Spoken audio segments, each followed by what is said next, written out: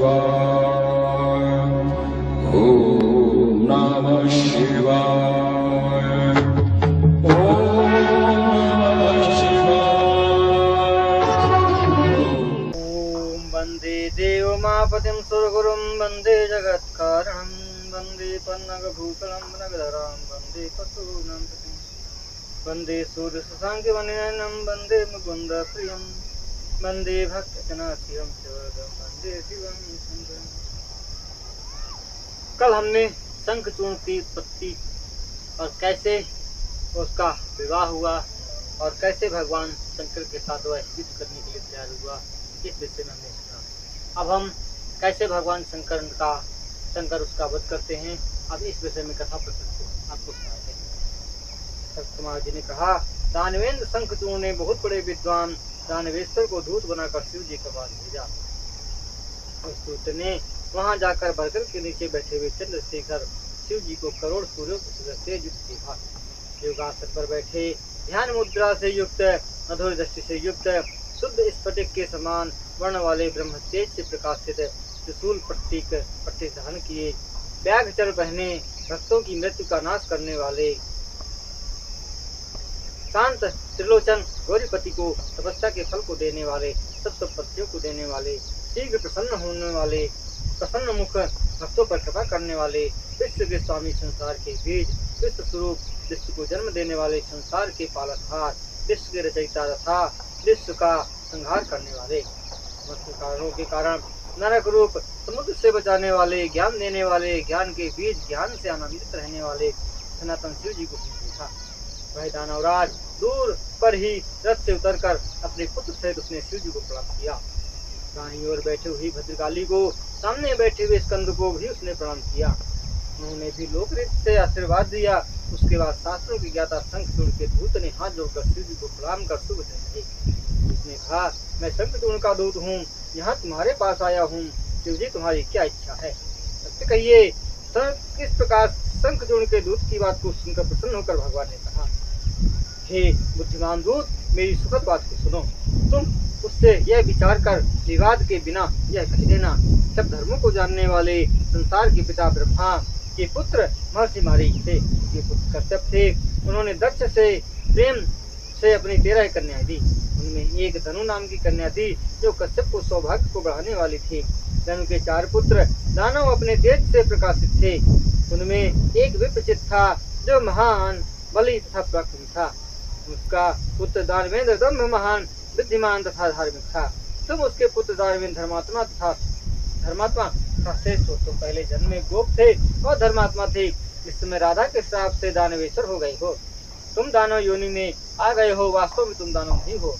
अपने पूर्व जन्मों के समाचार को जानकर देवताओं से वैर करना छोड़ दो, उनके साथ वैर मत करो। अपने पद का सादर भोग कर विचार कर विकार युक्त राज्य का विस्तार मत। हे दानव, मेरे साथ प्रेम रखकर देवताओं को राज्य दे दो। तुम अपने राज्य में सुख से रहो, देवता अपने पदों में रहें। प्राणियों तथा देवताओं में से विरोध करके क्या होगा। कश्यप के वंश में उत्पन्न सभी कुलीन तथा शुद्ध कर्म वाले हैं। जितने भी ब्रह्म हत्या आदि पाप है, वे सब जाति दोष से उत्पन्न पाप की तुलना में कुछ भी नहीं है। समाज ने कहा, इस प्रकार स्तुति स्मृति सम्मत बहुत सी अच्छी बातें तथा उत्तम ज्ञान शिव जी ने उसे समझाया। शंखचूर्ण द्वारा सिखाया हुआ तर्क को समझाने वाला वह दूत होनहार के वश होकर विरुद्ध शब्दों में कहने लगा। उसने कहा, हे देव, आपने जो कहा वह सर्वथा ठीक है, फिर भी कुछ सत्य और यथार्थ मेरे वचन को सुनिए। आपने अभी कहा कि जाति दोष करना बहुत बड़ा पाप है, तो हे प्रभु, क्या यह बात केवल असुरों के लिए ही है, देवताओं के लिए नहीं है? यदि यह सबके लिए है तो मैं विचार कर कहता हूँ, जो आज इसका निर्णय सुनाइए, इसमें संदेह क्यों हो। हे महेश्वर, प्रलय काल में समुद्र के बीच विष्णु ने मधुकैटभ दैत्यों का सिर क्यों काटा? हे गिरीश, आपने देवताओं के पक्ष में त्रिपुरासुर का युद्ध भूमि में क्यों भस्म किया? बलि का सर्वस्व लेकर उसे पाताल क्यों भेजा? सुतल आदि लोगों का उद्धार करने के लिए वहाँ गदाधर क्यों स्थित है? भाई के साथ हिरण्याक्ष को देवताओं ने क्यों मारा? शुंभ आदि असुरों को देवताओं ने क्यों मारा? प्राचीन काल में समुद्र मंथन से निकले हुए अमृत देवताओं ने क्यों पी लिया? कष्ट हमने उठाया, उसका लाभ देवताओं को मिला। काल परमात्मा का यह कीड़ा पात्र है। जब वह प्राचीन काल में समुद्र मंथन जब वह जिसे देता है, तब वह उसका फल भोगता है। देव दानवों का वह बैर सदा किसी कारण से होता है। जय पराजय क्रम से काल के अधीन है। देव दानवों के वैर में जगत स्वामी आप बीच में आना व्यर्थ है, क्योंकि वैर संबंधियों का ही अच्छा लगता है। आप तो सुर असुर सबके स्वामी हैं। इसलिए लज्जा की बात है कि आप हमसे होड़ लगा रहे हैं, क्योंकि जीतने पर अधिक यश और हारने पर अभ्यस होना, ये दोनों ही आपके लिए विपरीत हैं। आप मन से सोचिए। इस प्रकार उनकी बातों को सुनकर शिवजी ने हंसकर यथोचित मधुर वचन दानव ईश्वर से कहे, मैं भक्तों के अधीन हूँ, कभी भी स्वतंत्र नहीं हूँ। उनकी इच्छा से कार्य करता हूँ, मैं पक्षपाती नहीं हूँ। पहले ब्रह्मा जी की प्रार्थना को सुनकर विष्णु जी का प्रलय समुद्र में मधु कटक के साथ युद्ध हुआ था। देवताओं की प्रार्थना से ही भक्त चित्तकारणी विष्णु ने प्रहलाद को बचाने के लिए हिरण्यकश्यप का वध किया। मैंने भी त्रिपुरासुर के साथ युद्ध तथा उसे भस्म करना, यह सब देवताओं की प्रार्थना से किया। सबकी स्वामी तथा सबकी माता देवी ने देवताओं की प्रार्थना से शुंभ आदि से युद्ध कर उन्हें मारा। आज भी सभी देवता ब्रह्मा जी के शरण में गए। ब्रह्मा विष्णु मेरी शरण में आए। हे दूत, ब्रह्मा विष्णु की प्रार्थना से देवताओं का स्वामी मैं युद्ध के लिए आया हूँ। तुम श्री कृष्ण के पार्षदों में श्रेष्ठ हो। अभी तक जो दैत्य मारे गए हैं उनमें तुम्हारे समान धर्मात्मा कोई नहीं था। हे राजन, तुम्हारे साथ युद्ध करने में क्या लज्जा। मुझ शिव को उन देवताओं ने अपने कार्य के लिए नम्रता से भेजा है। तुम जाओ, शंखचूर्ण से मेरी बात कह दो, उसे जैसा अच्छा लगे वैसा करे। मैं तो देव कार्य को करता हूँ। इतना कहकर शिव जी चुप हो गए। शंखचूर्ण का दूत उठकर अपने स्वामी के पास चला गया। इस प्रकार शिव महापुराण में शिव दूत संवाद नामक 35वां अध्याय संपन्न हुआ। तब सनत कुमार जी कहते हैं, उस दूत ने वहां जाकर विस्तार पूर्वक ठीक ठीक शिव का संदेश और उनका निश्चय सुना दिया। यह सुनकर यह दानवेंद्र प्रतापी शंखचूर्ण दानव प्रेम पूर्वक युद्ध करने के लिए तत्पर हो गया। शीघ्र मंत्रियों के साथ सवारी कर बैठक शिव के साथ युद्ध करने के लिए अपनी सेना को आदेश दिया। शिव जी ने शीघ्र ही अपनी सेना तथा देवताओं को प्रेरित किया और स्वयं भी लीला के साथ शिव जी तैयार हुए। युद्ध आरंभ हो गया। अनेक बाजे बजने लगे, कोलाहल और सिंहनाद होने लगा। हे मुनि, परस्पर देव दानवों का युद्ध धर्म के साथ होने लगा। महेंद्र स्वयं दशपर्वा के साथ लड़े, भास्कर धर्म के साथ विप्रजित से लड़े, ब्रह्म के साथ विष्णु ने महायुद्ध किया, कालासुर के साथ से काल, गोकर्ण से हुतासन, काल के सुखवीर, यम से विश्वकर्मा, भयंकर से मृत्यु, संहार से यम, कालांबिका के साथ वरुण, चंचल के साथ वायु, घट पृष्ठ के साथ वधु और रक्ताक्ष के साथ शनि, रत्नसार से जयंत, वर्चस गणों के साथ अष्टवसु, दीप्तिमानों से अश्विनी, धूम से नलकुबर, धुरंधर से धर्म, गण काक्ष से मंगल, शोभाकर से वैश्वान, शिविर से कामदेव, गोकामुख, च्यूर्ण, खड़ग नामक असुर, धूम्र संघल, प्रतापी विश्व तथा पलाश से धर्म ने अनुसार 12 आदित्य लड़े। शिव जी की सहायता करने वाले देवता असुरों के साथ लड़े। 11 महारुद्र महाबली पराक्रमी भयंकर असुरों से लड़े। उग्रदंड आदि से महामणि लड़ा। राहु से चंद्रमा, शुक्र ने बृहस्पति से धर्म से लड़े। दैत्य श्रेष्ठों के साथ नंदीश्वर आदि लड़े। इस महायुद्ध में विस्तार से अलग अलग नहीं कहा गया है। हे मुनि, शिव जी बरगद के नीचे काली तथा के साथ बैठे थे। सेना समूह परस्पर लड़ रहे थे। करोड़ों दानवों से घिरा हुआ रत्नभूषण भूषित शंखचूर्ण रत्न जटिल सिंहासन पर बैठा था। देवताओं तथा असुरों को कुचल डालने वाला महायुद्ध हुआ। इसमें अनेक दिव्य आयुध परस्पर चलाए गए। गदा, दृष्टि, पट्टिचक्र, भुसुंडी, प्रास, मुद्गर, विशिष्ट, भाले, परिख, शक्ति तथा ऊपर को मुख उठाए हुए फंसे, बाण, तोमर, तलवार, हजारों बंदूकें, विलिंद आदि वीरों के साथ हाथों में शोभित थे। वीर उत्साह तथा पराक्रम से परस्पर शत्रुओं के सिर काटने लगे। दोनों ओर वीर सैनिक गरजने लगे। हाथी, घोड़े, रथ तथा पैदल सवारों तथा घोड़ों के साथ हाथी कर गई। डांग, हाथ, कमर, कान, दोनों पैर, बाण, तलवार, कवच, भूषण कट गए थे। किरीट, कुंडल युक्त सिरों से तथा हाथियों की कटी हुई सोनों से वह युद्ध भूमि शोभित हो रही थी। कटी हुई आभूषणों सहित बड़ी भुजाओं तथा शस्त्रों से अन्य अंगों से वह भूमि ऐसी दिख रही थी मानो मधुमक्खी के छत्ते गिरे हों। अपनी आंखों से युद्ध भूमि में कबंधों को इधर उधर दौड़ते हुए देखकर वे आयुधों को लेकर उछलने लगे। महाबली पराक्रमी वीर चलते कूदते हुए शस्त्र अस्त्र लेकर परस्पर युद्ध कर रहे थे। कुछ स्वर्णमुख वालों से योद्धाओं को मारकर इस प्रकार कर रहे थे जैसे पानी बरसाने वाले बादल हैं। चारों ओर से कोई वीर रथ सहित सारथी को बाणों से इस प्रकार ढक रहा था जैसे बादल उसको ढक देते हैं। वाले योद्धा एक दूसरे से भिड़कर आगे बढ़कर एक दूसरे को ललकार रहे हैं और धर्म स्थानों पर शोक कर रहे हैं। चारों ओर से वीर समूह सिंह गर्जना करते हुए उस महायुद्ध में हाथों में ध्वजा तथा आयुध लिए दिखलाई दे रहे हैं। जोरदार शब्द वाले अपने पंखों को वे अलग अलग बजाने लगे। महावीर प्रसन्न होकर उछलने कूदने लगे। इस प्रकार बहुत समय तक देवदानों का भयंकर युद्ध तथा वीरों को हर्षित करने वाला युद्ध हुआ। कहा प्रभु परमात्मा शिव जी की यह लीला है जिसे देवता सब मोहित हैं।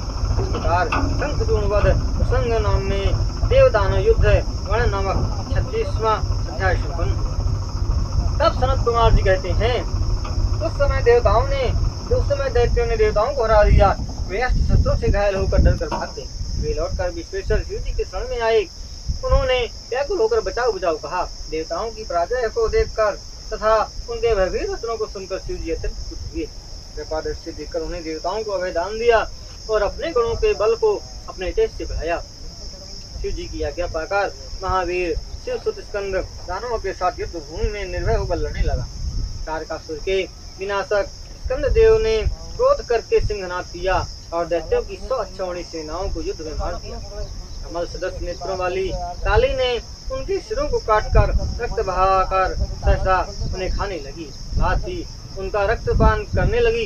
देव दैत्यों के लिए भयंकर अनेक प्रकार का युद्ध करने लगी। 100 लाख हाथी उतने ही दानवों को रणभूमि में एक हाथ से पकड़कर खेल में युद्ध में डाल लिया। हजारों कबंध युद्ध में नाच रहे थे। डरपोक पुरुषों के लिए उस समय महान भयंकर कोलाहल हुआ। स्कंद कुपित होकर बाण वर्षा करने लगे तथा क्षण भर में करोड़ों असुर वीरों को धराशायी कर दिया। स्कंद के बाण समूह से दानवों के सिर घायल हो गए। मरने से बचे हुए सब भाग गए। बृहस्पति चित्र गंडक विकम्पन ये सभी दानव क्रम से स्कंद के पास साथ लड़े। इधर महामारी लड़ने लगी, वह हटी नहीं। स्कंद की शक्ति से पीड़ित वे दैत्य घायल हो गए। उस समय महामारी और स्कंद की विजय हुई। स्वर्ग में बाजे बजने लगे तथा पुष्प वृष्टि होने लगी। स्कंद के महारौद्र तथा आश्चर्यकारक कुछ प्रकृति कल्प के समान दैत्यनाशक युद्ध को देखकर महामारी द्वारा विनाशकारक पुष्पभद्र को देखकर स्वयं क्रुद्ध होकर युद्ध के लिए तैयार हुआ। शस्त्रों के साथ उत्तम विमान में बैठकर जो अपने वीरों को भय करने वाला था, महावीरों से युक्त होकर शंख रथ में बैठकर कान तक धनुष की डोरी को खींचकर बाण वर्षा करने लगा। उसकी उस बाण वर्षा को कोई नहीं रोक सका। उस समय देवता नंदी साथ युद्ध होने भागे। वहाँ केवल कार्तिकेय ही रह गए। दैत्यराज ने पर्वत पर सर्प तथा वृक्ष पत्रों की वहाँ भयंकर वर्षा कर दी। उसे कोई रोक नहीं सका। उसके हाथ कार्तिकेय वैसा ही पीड़ित हुआ जहरे कोहरे से घिरा हुआ घेरा हुआ सूर्य। अनेक प्रकार की मैदानों द्वारा प्रवृत्त माया उस दानों ने फैलाई। हे मुनिवर, माया को शिव जी के गण और देवता कोई नहीं जान सके। उसी समय महामायावी तथा महाबली शंखचूर्ण ने एक दिव्य बाण से उसका धनुष काट दिया। एक दिव्य अस्त्र से उसके रथ तथा मोर आदि को काट दिया। सूर्य के समान तेज युक्त मारक शक्ति उसके ऊपर फेंकी, जिससे वह क्षण भर में मूर्छित हो गया। असुरों के वीरों को मारने वाले कार्तिकेय क्षण भर में चैतन्य होकर महारत्नों से निर्मित अपने वाहन पर सवार हो गए। पार्वती से शिव जी के चरणों का स्मरण कर कार्तिकेय ने शस्त्रों को लेकर भयंकर युद्ध किया।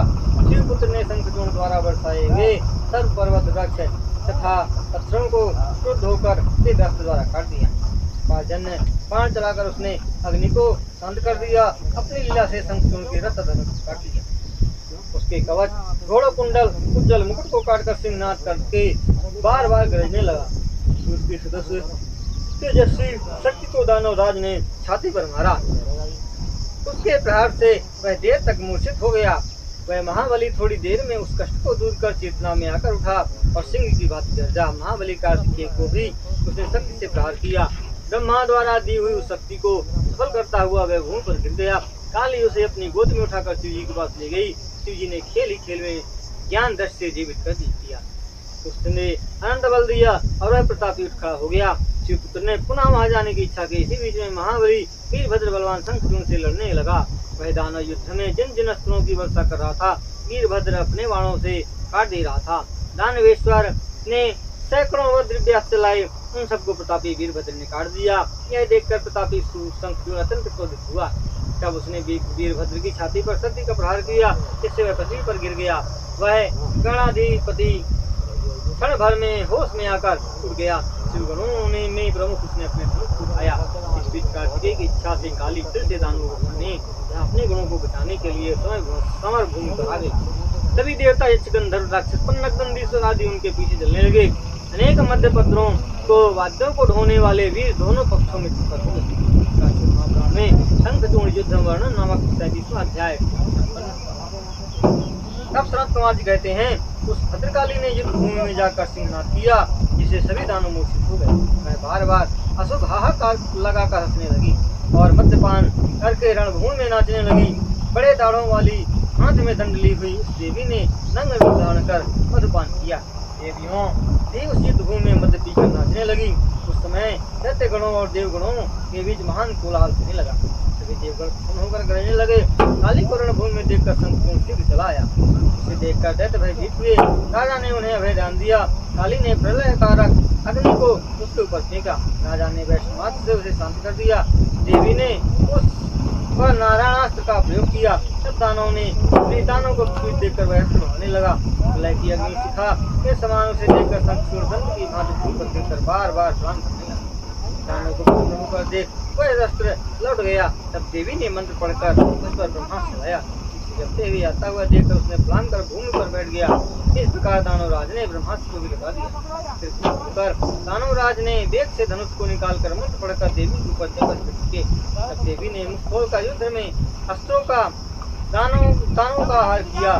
ठहाका मारकर हंसने लगी, जिससे दैत्य डर गए। उसने काली के ऊपर 100 योजन लंबी शक्ति फेंकी। देवी ने दिव्य अस्त्र जाल से उसके सैकड़ों टुकड़े कर दिए। उसने वैष्णव अस्त्र देवी के ऊपर फेंका। काली ने माहेश्वर अस्त्र से उसका निराकरण किया। इस प्रकार बहुत समय तक आपस में जो युद्ध हुआ देव दानव से देख रहे थे। उसके बाद काल के समान महाकाली देवी हुई। उसने मंत्र से पवित्र पशुपद बाण को चलाया, जो उसे चलाने के पहले उसे रोकने के लिए आकाशवाणी सुनाई पड़ी। देवी क्रोध से शंखचूर्ण के ऊपर इसे मत फेंकिए। हे चंडिका, अमोघ पशुपत अस्त्र से भी शंखचूर्ण की मृत्यु नहीं होगी। कोई और उपाय सोचो। यह सुनकर भद्रकाली ने उस अस्त्र को नहीं फेंका। 100 लाख दानवों को भूख से सहसा खा गई। वह डरावनी देवी शंखचूर्ण को खाने के लिए दौड़ी तो उस रौद्र दानव ने उसे दिव्यास्त्र से रोक दिया।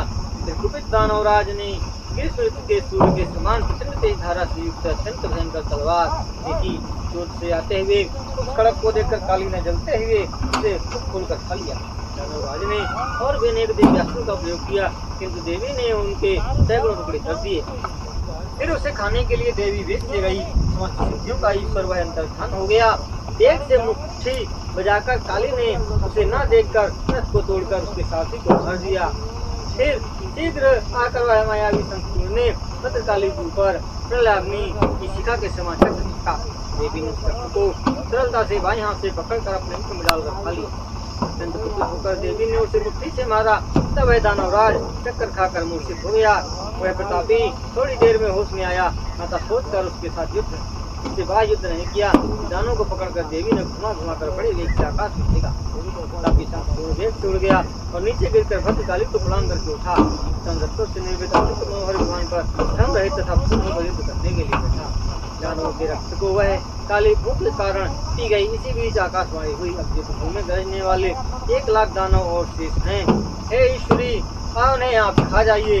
हे देवी, यह शंखचूर्ण दानवराज आपके हाथ से नहीं मरेगा, अतः आप इसे मारने की इच्छा न करें।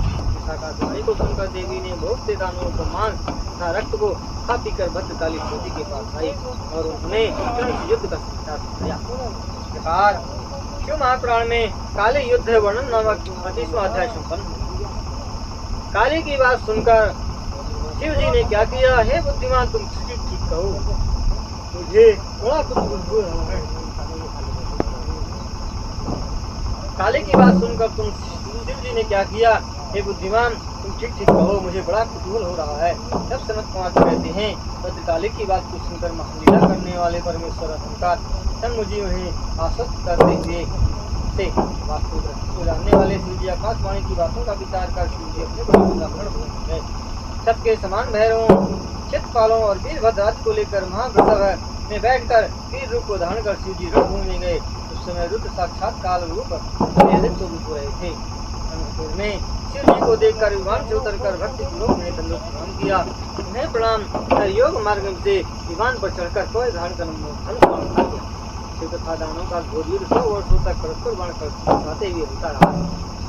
घोर बाणों को बरसाता रहा था। तेज उन्हें अपने बाणों से काटते जा रहे थे। महारुद्र विरूपाक्ष, दुष्टों को दंड देने वाले, सज्जनों के रक्षक, क्रोध से सबके अंगों को अस्त्र समूह से पीड़ित करते थे। दानवों ने तेज तलवार और ढाल से लेकर शिव जी के उत्तम वाहन बैल पर प्रहार किया। वाहन पर प्रहार करने के बाद शिव जी ने सिर्फ यानी बाण विशेष से सहसा उसकी तलवार और ढाल काट दी। ढाल के कट जाने पर असुर ने उन पर शक्ति चलाई। सामने आने पर शिव जी ने उसके तो टुकड़े कर दिए। कुपित होकर दानव ने उन पर चक्र का प्रहार किया। मुष्टि के प्रहार से शिव जी ने उसे चूर्ण कर दिया। उसने गदा फेंका, शिव जी ने उसे भस्म कर दिया। तब दानवराज शंखचूर्ण हाथ में परस लेकर कुपित होकर शंखचूर्ण शिव जी को जोड़ा। अपने बाण समूह से शिव जी ने उसे शीघ्र भूतल पर परस सहित गिरा दिया। कुछ देर बाद होश में आकर उत्तम रथ पर सवार होकर दिव्य आयुध तथा बाण लेकर आकाश में जाकर वह शोभित हुआ। उसे आते हुए देखकर शिव जी ने डमरू तथा धनुष का अशेष शब्द किया और सिंहनाद से दसों दिशाएं व्याप्त हो गईं। असुरों को डराने देते हुए शिव जी स्वयं गरजने लगे। हाथी के घमंड को छुड़ा देने वाले विशेश्वर की गर्जना से आकाश पृथ्वी दसों दिशाएं आठों दिशाएं गूंज उठी। तब बड़े वेग से महाकाल ने आकर भूमि पर तथा आकाश को दोनों हाथों से पीटा। उसके महान शब्द को सुनकर सभी असुर व्याकुल हो गए। क्षेत्रपाल ने भी अशुभ सूचक ठहाका लगाया। भैरव ने भी उस समय महायुद्ध की सिंह गर्जना की। रणभूमि में भयंकर महान कोलाहल होने लगा। चारों ओर वीर शब्द सुनाई करने लगे। उन तीक्ष्ण भयकारक शब्दों से सभी दानव भयभीत हो गए। यह सुनकर महाबली दानवराज कुपित हुआ। जब शिवजी ने अरे दुष्ट खड़ा रह कहा, तभी अन्य देवताओं तथा उनके गणों ने जय जयकार की। उसके बाद प्रतापी पुत्र ने आकर शिवजी की आग की लपटों के समान भीषण शक्ति फेंकी। आग के समान आती हुई शक्ति को क्षेत्रपाल ने आगे आकर अपने मुख से निकल ली हुई ज्वाला से नष्ट कर दिया। फिर शिव और दानव में महान भयंकर युद्ध हो गया। उससे पृथ्वी, आकाश, पर्वत, जलाशय सब कांपने लगे। जमपुत्र ने बाणों को शिवजी के चलाए हुए बाणों को वे अपने हजारों बाणों से प्रस्तुत काट देते थे। जब कुपित होकर शिवजी ने त्रिशूल से उसे मारा, उसके अशेष प्रहार से वह सहन न कर सकने कारण मूर्छित होकर घूम कर गिर पड़ा। थोड़ी देर बाद उसमें आकर वह असुर धनुष बाण लेकर शिव जी पर प्रहार करने लगा। अपनी 10,000 भुजाएं करके तथापि शंखचूड़ ने सहसा 10,000 चक्रों से शिव जी को ढक दिया। तब महान दुर्गति के नाशक दुर्गापति शिव जी ने कुपित होकर शीघ्र ही अपने बाणों से उन चक्रों को काट दिया। फिर बड़े वेग से गदा लेकर वह दानव शिव जी को मारने के लिए बहुत सी सेना के साथ आया। दुष्टों के घमंड को दूर करने वाले शिव जी ने उसकी गदा को अपनी तेज तलवार से काट दिया।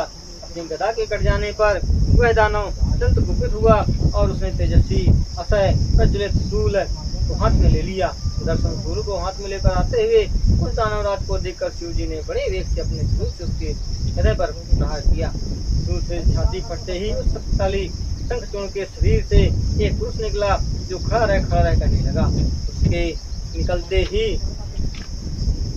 शिव जी ने हंसकर शब्द करने वाला उसका सिर तलवार से काट दिया। वह भूमि पर गिर गया। तब क्रोध से काली अपना मुख फैलाकर दांतों से गर्दनों को काट कर बहुत से अस्त्रों को खा गई। क्षेत्रपाल ने बहुत दैत्यों को खाया। शेष कुछ भैरव के अस्त्रों से छिन्न भिन्न हो गए। बुद्धिमान वीरभद्र ने एक दूसरे भूतों का विनाश कर दिया। नंदीश्वर ने देवताओं का कष्ट देने वाले अनेक अस्त्रों को मारा। इस प्रकार क्रोध से बनकर बहुत से वीर गणों ने देवताओं को युद्ध पीड़ित करने वाले अनेक दैत्यों का अस्त्रों का नष्ट कर दिया। इस प्रकार बहुत सी सेना के नष्ट कर दिया। शेष वीर भयभीत होकर भागे। शंखचूर्ण वध नामक वर्णन नामक 39वां अध्याय बंद हुआ। तब सनत कुमार जी कहते हैं, अपने प्राण प्रिय अधिकांश वीर सैनिक को मरे हुए देखकर वह दानव अत्यंत दुखित हुआ।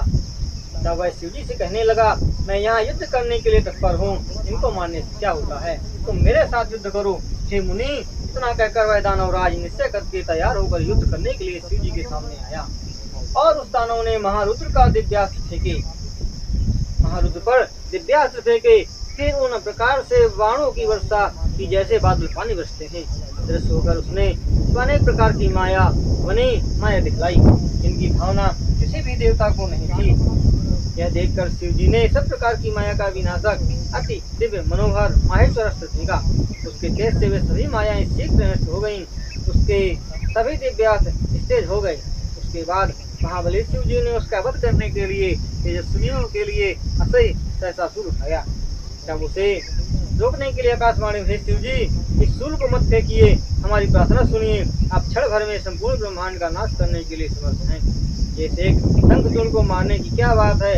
आप सबके स्वामी हैं, अतः वेद मर्यादा का नाश मत कीजिए, उसे आप सफल कीजिए। जब तक इसके हाथ में विष्णु का उत्तम कवच है और जब तक इसकी स्त्री का अस्तित्व है, हे शिव, तब तक इस शंखचूड़ की जरा मृत्यु नहीं हो सकती है। ये ब्रह्मा का वचन सत्य है। इस प्रकार आकाशवाणी को सुनकर शिव जी ने उसे स्वीकार कर लिया। शिव जी की इच्छा से सज्जनों के रक्षक विष्णु जी आए। मायावतियों में शेष विष्णु वृद्ध ब्राह्मण का वे धारण कर शंखचूड़ के पास जाकर कहने लगे। वृद्ध ब्राह्मण ने कहा, हे दानवराज, मैं तुम्हारे पास आया हूँ, मुझे भिक्षा दे। 3 वत्सल तुमसे इस समय नहीं कहूँगा, बाद में कह दूंगा, उसे तुम सत्य करोगे। दैत्यराज के प्रसन्न होकर स्वीकार कर लिया। तब कपट पूर्वक उससे कहा, मैं आपका कवच मांगना चाहता हूँ। सत्यवादी ब्राह्मणों के प्रति श्रद्धा करने वाले उस दानवराज ने यह सुनकर प्राण प्रिय वह दिव्य कवच ब्राह्मण को दे दिया। विष्णु जी ने इस प्रकार माया से उस कवच को उससे लेकर शंखचूड़ के रूप में तुलसी के पास गए। माया विशारद विष्णु ने देवताओं के कार्य को सिद्ध करने के लिए तुलसी की योनि में वीर का आसन किया। इसी समय विष्णु ने शंखचूड़ का वध करने के लिए शिव जी को प्रेरित किया। उन्होंने प्रज्वलित सूल को हाथ में उठाया और परमात्मा शिव जी का विजय नामक है वह सूल आकाश और भूमि को प्रकाशित करता हुआ करोड़ों दोपहर के सूर्यों तथा प्रलय काल की आग की लौ के सदस्य दुर्निवार दुर्धर्ष अमोघ तथा शत्रु को मारने वाला, जो में महान चक्र सभी शस्त्रों का नेता, सबके लिए असह्य और भयंकर था। अपनी लीला से संपूर्ण ब्रह्मांड का विनाश करने के लिए चलता हुआ वह इकट्ठा होकर वहाँ स्थित था। 1000 पुरुष लंबा, 100 हाथ चौड़ा जीव रूप ब्रह्मा का स्वरूप नित्य रूप स्वयंभू वह सूल कुछ समय तक शंखचूड़ के सिर के ऊपर आकाश से घूमता हुआ स्थित किया गया के शीघ्र उसके ऊपर गिरा। तब उसने शंखचूड़ को भस्म कर दिया। हे विप्र, उसके बाद वह शिव जी का सूल शिव जी के पास आकाश मार्ग से आया। उस समय आकाश में नगाड़े बजने लगे, गंधर्व किन्नर गाने लगे, देवता तथा मुनि स्तुति करने लगे, अप्सराएं नाचने लगी। शिव जी के ऊपर निरंतर फूलों की वर्षा होने लगी। ब्रह्मा विष्णु इंद्र आदि तथा मुनिजन प्रशंसा करने लगे। दानवराज वह शंखचूड़ शिव जी की कृपा से श्राप युक्त मुक्त होकर पूर्व रूप को प्राप्त हो गया। शंखचूड़ के अस्थियों से एक प्रकार की शंख जाति पैदा हुई। यह शंख जल सब देवताओं की पूजा में प्रयुक्त होता है, शिव पूजा में नहीं। हे मुनि, यह शंख जल विष्णु लक्ष्मी तथा उनके संबंधियों को अत्यंत प्रिय है, क्योंकि शिव जी को प्रिय नहीं है। इस प्रकार उसे मारकर शिव जी बैल में सवार होकर पार्वती स्कंद गणों के साथ अपने लोक को चले गए। विष्णु बैकुंठ को चले गए। श्री कृष्ण को मानसिक स्वास्थ्य लाभ हुआ। अत्यंत आनंद के साथ देवता अपने अपने स्थान को पा गए। संसार के प्राणी सुखी हुए, सब जल स्वच्छ हो गए। आकाश निर्मल हो गया। संपूर्ण पृथ्वी में मंगलकार होने लगे। इस प्रकार आनंददायक, सर्व दुखनाशक, लक्ष्मी वर्धक तथा सभी कामनाओं को पूर्ण करने वाला शिव जी का चित्र दिया है। यह धन्य है, यश को देने वाला है, आयु को बढ़ाने वाला है, सब विघ्नों का नाशक, भुक्ति मुक्ति को देने वाला तथा सभी कामनाओं को पूर्ण करने वाला।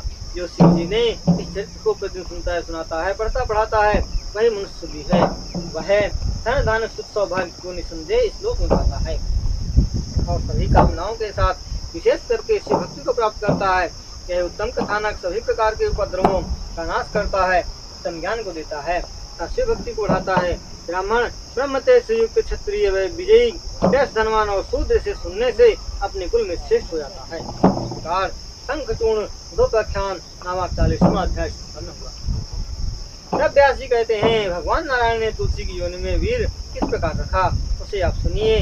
सनत कुमार जी ने कहा, नारायण सज्जनों के रक्षक हैं, देवताओं के कार्यों को पूर्ण करते हैं। उन्होंने शंखचूड़ के रूप में उसकी के साथ रमण किया।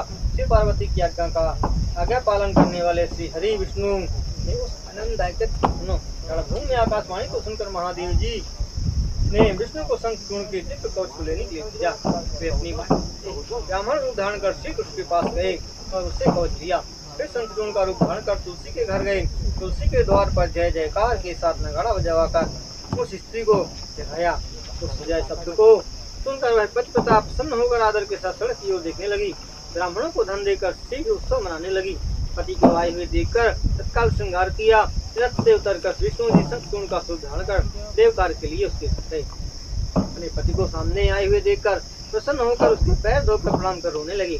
सुंदर रत्न सिंहासन पर बैठाकर कपूर आदि से सुगंधित मांगलिक पान उन्हें दिया। मेरा जीवन सफल है, युद्ध में गए हुए मेरे पति को फिर घर में देख रही हूँ। इतना कहकर मुस्कुराती हुई उसने चंचल चितवन से अपने पति को देखकर मधुर वाणी से युद्ध का समाचार पूछा। तुलसी जी ने कहा, अनगिनत ब्रह्मांडों के विनाशक प्रभु महादेव हैं, जिनकी आज्ञा को ब्रह्मा आदि देवता सदा मानते हैं। वे तीनों देवों को उत्पन्न करने वाले निर्गुण होते भी दुर्गुण हैं। ब्रह्मा विष्णु के प्रवर्तक वे भक्तों की इच्छा से सगुण रूप धारण करते हैं। कैलाशवासी गणाधीश पर ब्रह्म सज्जनों की गति शिव जी ने कुबेर की प्रार्थना से सगुण रूप धारण किया है, जो एक क्षण में करोड़ों ब्रह्मांडों का विनाश कर सकते हैं और जिनके एक क्षण में अनेक ब्रह्मा विष्णु प्रतीक हो जाते हैं। हे प्रभु, आप तो उनके साथ युद्ध करने के लिए गए थे, देवताओं के सहायक उनके साथ आपका युद्ध हुआ। मैं परमेश्वर को जीतकर आप सकुशल विजयी होकर कैसे आ गए, वह मुझे सुनाइए। इस प्रकार तुलसी की बात को सुनकर वे संपूर्ण का धारण किए हुए रमापति हंस कर वचन बोले, युद्ध प्रिय, जब मैं युद्ध भूमि में गया तब बहुत कोलाहल के साथ जोरदार युद्ध प्रारंभ हुआ। परस्पर विजय की इच्छा रखने वाले देवदानों का युद्ध हुआ। उसमें बलवान देवता से दैत्य हार गए। तब उस बलवान देवताओं से मैंने युद्ध किया और उन्हें हरा दिया। तब वे शिव की शरण में गए। शिव जी की सहायता के लिए युद्ध भूमि में आए। कल के घमंड से युक्त होकर मैं उनके साथ बहुत समय तक लड़ता रहा। हम दोनों को युद्ध हे कांता कामनी 1 वर्ष तक चलता रहा। उसमें सभी असुर मारे गए। ब्रह्मा ने हम दोनों के में मेल करा दिया। अब ब्रह्मा की आज्ञा से देवताओं के अधिकार उन्हें दे दिए। मैं अपने घर आ गया। शिव जी भी अपने लोक को चले गए। सब सुखी हो गए। उपद्रव समाप्त हो गया। तब सनत कुमार जी का इतना कहकर संसार के स्वामी सो गए और उस रमणी के साथ आनंद के साथ भ्रमण किया। उस पिता ने सुख संभोग प्रकार से व्यति कर्म को देखकर वह सतर्क होकर बोली, तुम कौन हो? तुलसी ने कहा, तुम कौन हो? शीघ्र बोलो, तुमने छल से मेरा भोग किया है, मेरा अस्तित्व तुमने नष्ट किया है। मैं तुम्हें श्राप देती हूँ। सनत कुमार जी का हे नारद। तुलसी की बात को सुनकर श्राप के वैसे विष्णु ने अपना मनोहर रूप धारण कर लिया। तुलसी उस रूप को देखकर लक्षणों से ये विष्णु है जानकर पति व्रत धर्म के नष्ट हो जाने से कुछ होकर वह कहने लगी। तुलसी ने कहा, हे विष्णु, तुम्हें दया नहीं है। तुम्हारा हृदय पत्थर का है। मेरे पतिव्रत धर्म का नाश कर तुमने मेरे पति को मार डाला, क्योंकि तुम पत्थर के समान दयाहीन हो। इसलिए मेरे श्राप से तुम पत्थर हो जाओ। जो तुम्हें दया सिंधु कहते हैं, मैंने संदेह भ्रम में है। तुमने अपने भक्त को दूसरों के लिए क्यों मारा? इतना कहकर शंखचूड़ की पतिव्रता पत्नी तुलसी शोक से पीड़ित होकर बार बार विलाप कर रोने लगी। ही देखकर विष्णु जी ने शिव जी का स्मरण किया, जिनकी माया से संपूर्ण संसार मोहित है। जब भक्तवत्सल शिव जी वहाँ प्रकट हुए, विष्णु ने उन्हें प्रणाम किया और प्रसन्न होकर उनकी स्तुति की। विष्णु को दुखी और विलाप करती हुई शंखचूड़ की स्त्री को देखकर शिव जी ने उस पात्र को नित्य से समझाया। शिव जी ने कहा, हे तुलसी, तुम मत रो। मनुष्य अपने कर्मों के फलों को भोगता है। इस कर्म सागर रूप संसार में सुख कुछ भी नहीं है। अब मैं जो कह रहा हूँ उसे तुम और विष्णु दोनों सुनो। यह बात दोनों को सुख देने वाली है। हे सुंदरी, तुमने जो तपस्या की थी उसी का यह फल है कि तुम्हें विष्णु भगवान पति की विष्णु प्राप्त हो। इस समय शरीर को छोड़कर तुम दिव्य देह धारण करने वाली हो। तुम लक्ष्मी के समान होकर विष्णु ठाकुर के रमण करोगी। जब तुम्हारे शरीर छूटेगा तब तुम भारत में पवित्र गंडकी नदी के नाम से प्रसिद्ध होगी। हे महादेव, हे महादेवी, मेरे वर्ष से बहुत समय तक तुम देवताओं की पूजा का उत्तम साधन होगी। तुम स्वर्ग भूलोक तथा पाताल लोक में सदा विष्णु के साथ रहोगी। हे सुंदरी, तुम पुष्प तुलसी का पौधा बनो। दक्षों की अधिष्ठात्री देवी के रूप में तुम वैकुंठ में एकांत में हरि के साथ विराज होगी। दक्षों की अधिष्ठात्री देवी भारत में दंतपुन देने वाली लवण्य समुद्र की पत्नी के रूप में हरि के अंश से रहेगी। तुम्हारे हिसाब से विष्णु भगवान पत्थर रूप होकर तुम्हारे तट पर भारत में निवास करेंगे। वहाँ करोड़ों तीक्ष्ण दांतों वाले भयंकर कीड़े उस पत्थर को काट कर उस पर चक्र बनाएंगे। उन चक्रों के भेद से लक्ष्मी नारायण आदि अनेक नाम होंगे, जिन्हें वे अत्यंत पुण्यदायक होंगे। क्योंकि सालग्राम शिला तथा तुलसी का संगम होने पर बहुत बड़े पुण्यों को बढ़ाने वाला होगा। तुलसी पत्र को सालिग्राम शिला से जो हटाता है, उसका दूसरे जन्म में स्त्री से विषय होता है। शंख को छोड़कर जो मनुष्य तुलसी पत्र को अलग कर देता है, वह 7 जन्मों तक स्त्री से विश्वास रहेगा। सालग्राम तुलसी शंख है, इन्हें जो एक स्थान पर रखता है वह महाज्ञानी हरि का प्रिय होता है। तब शंखचूड़ की पत्नी एक मनोन्तर तक रही। शंखचूड़ का विरह तुम्हें दुख दे रहा है। इसके बाद शिव जी ने सालग्राम शिला तथा तुलसी का पुण्य देने वाला महत्व सुनाया। तब विष्णु और तुलसी को प्रसन्न कर अंतर्धान होकर सभी लोग देने वाले शिव जी अपने लोक को गए। शिव जी की बात को सुनकर तुलसी प्रसन्न हुई। उस शरीर को छोड़कर उसने अपना दिव्य रूप धारण कर लिया। विष्णु जी ने उसे लेकर वैकुंठ को चले गए। तत्काल उसके शरीर से गंडकी नदी उत्पन्न हुई। विष्णु भी मनुष्यों को पवित्र करने वाले शालग्राम शिला का रूप हो गए। हे मुनि, उन पत्थरों में कीड़े अनेक प्रकार के छेद करते हैं। जल के भीतर पाई जाने वाली शालग्राम शिलाएं संत पुण्य को देती हैं। उसके तट पर पाई जाने वाली पिंगला कही जाती है। इनकी पूजा कष्टदायक होती है। इस प्रकार तुम्हारे प्रश्नों के अनुसार मनुष्यों की कामनाओं को पूरा करने वाला पुण्य प्रद शिव जी का चित्र मैंने कह दिया है। विष्णु के महात्म्य से मिला हुआ यह भुक्ति मुक्ति महाप्रद महात्मा ने कह दिया है। और तुम क्या सुनना चाहते हो? इस प्रकार शंख जूण वध संग में तुलसी ताप वर्णन नामक 40वां अध्याय संपन्न हुआ। वंदे देवोमापतिं स्वर्गुरुं वंदे जगत्कारणं वंदे पन्नगभूषणं मृगधरां वंदे पशूनां पतिं वंदे सूर्यशाङ्किमणिनयनं वंदे मुकुन्द प्रियं वंदे भक्तजनार्तिहं च वरदं वंदे शिवं शनिधरम्।